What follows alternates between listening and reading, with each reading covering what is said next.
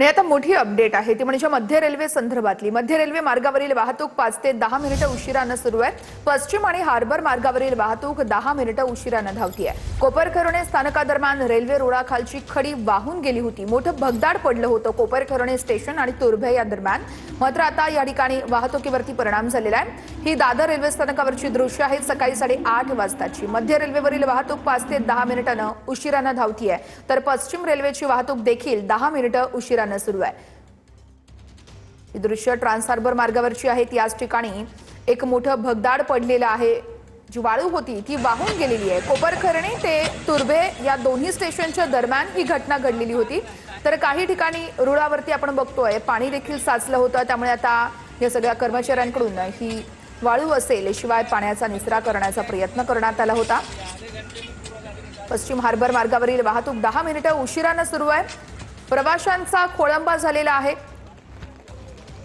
ही दृश्य बघू शकतोय आपण। ट्रॅक खालून जी खडी असते ती वाहून गेलेली आहे। कोपरखैरणे ते तुर्भा या दोन्ही स्टेशन दरम्यानची घटना आहे। त्यामुळे या ठिकाणी काहीसा तांत्रिक बिघाड देखील झाला होता। संपूर्ण रेल्वे सेवा खोळंबली होती। तर रात्रीपासूनच मुंबई आणि उपनगरामध्ये पावसाची संततधार सुरू आहे। कुठे कुठे पाणी साचलेलं आहे बघूयात।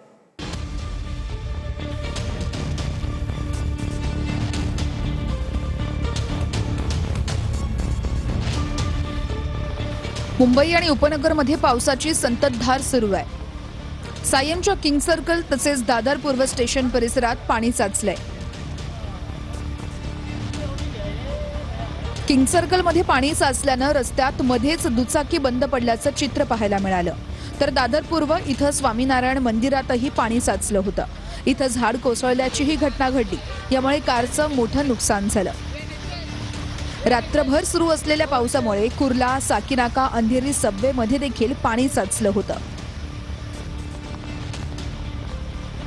पाणी साचलं असतानाही एका चालकानं अंधेरी सबवे मधून प्रवास केला। यावेळेस कार वाहून जाताना थोडक्यात बचावली आहे। पाणी साचल्यामुळे काही काळ अंधेरी सबवे वाहतुकीसाठी बंद करण्यात आला होता। दुसरीकडे कांदिवली पूर्वमधील हनुमान नगरच्या राधाकृष्ण सोसायटीतील घरांमध्ये पाणी शिरलं होतं। सध्या घरांमध्ये पाणी ओसरतंय। नालासोपारा पूर्वमध्ये देखील अनेक ठिकाणी रस्ते जलमय झाले होते।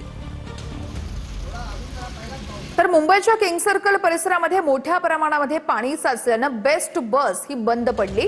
चालक आणि वाहकाने प्रवाशांना सुखरूप बाहेर काढलं। संपूर्ण परिसर पाण्याखाली गेल्यानं रस्ते वाहतुकीवर देखील काहीसा परिणाम झालेला आहे।